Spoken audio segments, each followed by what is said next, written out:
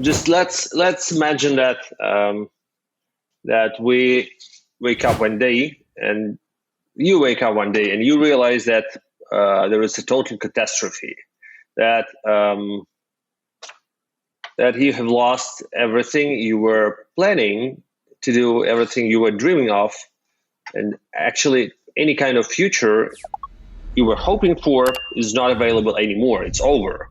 So that was the feeling I guess everyone felt on the morning of February 24th, 2022.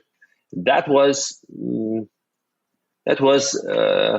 extraordinary feeling that the country we lived in turned into a fascist state, into a fascist regime, and it started the brutal aggression against innocent civilians. So first of all, like for first hour or 2 hours, probably most of us didn't know what to do and what is it. Are we still capable to do anything? The first thing that came up to my mind was that I need to write something, because like I'm a writer. Probably the first thing I should do is to speak out, is to express my opinion. It was hard to write, but to write anything long. So I thought that like 2 paragraphs would be enough for many people, for thousands of people, for millions of people to read. And I called several my colleagues, my friends, prominent Russian writers, filmmakers, artists, and they very quickly co-signed this letter. We published it immediately, and it was then reposted by hundreds of thousands of people within. They were sharing it on their social media, and I think the response from the authorities, I think it was very impressive, and that's why the response from the authorities was very swift. Within just 2 days, they announced that actually they introduced the military censorship in Russia. So it was forbidden to call this war a war. It should have been called a special military operation, and any kind of denouncement of this war, any kind of point of view contradicting the official statement of the military of the Ministry of Defense was equalized to treason and would be punished by imprisonment. So it was.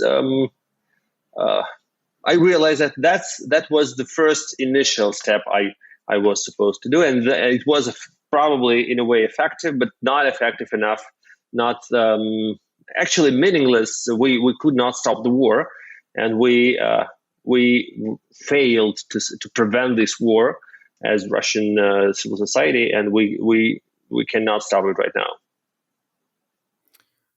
I will say though, I don't think failure is the right word, because people like you bringing out your voice and being able to speak to what is happening and give such a realistic perspective to the Russian people and to people around the world is critical in times like this. And I've had an opportunity with my platform to work to really push forward voices like that. So to start off with that, thank you for doing what you do.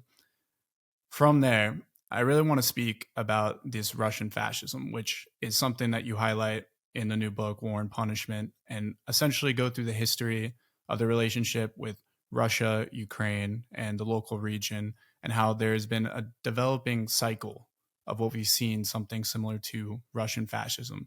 So do you want to speak to, I guess, the characteristics of Russian fascism and how historically we have led to the invasion of Ukraine? It was. We were very naive. If we were speaking with you 2 years ago, and you would use the phrase Russian fascism, I might have been furious, and I might have started arguing with you, saying that what Russian fascism? What are you talking about? And actually, everything changed when the war started. Probably for us, for many people outside of Russia, for many Ukrainians, for many people who live in neighboring countries, They were using the same phrase for many years, and they are now surprised why Russians are awakened only now. Why they hadn't noticed that before.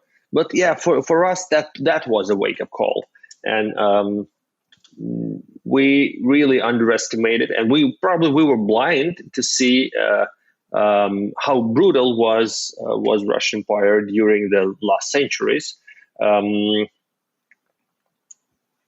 If we analyze the current situation, I would say that we had that turning point for Russian fascism to start being popularized by Russian propaganda and by Russian authorities, by President Putin, and that was year 2011, 2012, when there were huge protest rallies against President Putin, and a lot of Russians, like millions of people in Russia's biggest cities, were openly protesting, and they didn't want him to run again for another presidential term.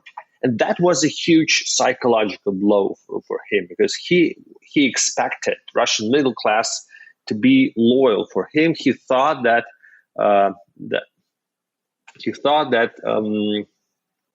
most Russians should have been thankful for him for the most prosperous decade in Russian history. But on the contrary, he saw that the most educated, the most successful, the most intellectual Russians hate him. They want him out, and for him that was that turning point. He realized that he cannot rely on the middle class. He must rely on other people, on other audience, on probably less educated, probably more nationalistic. And that was the moment when Russian propaganda adopted all the terrible schemes. They started promoting the idea of Russian nationalism, of Russian exceptionalism. They started promoting the idea that Russia should be great again. And should become empire again. If a lot of people in this world are scared of Russia, that would mean that Russia is a great country. Yes, we had witnessed the 10 years of that hardcore promotion of those fascist ideas, and here we come. By the beginning of 2022. A lot of people were ready to accept this war.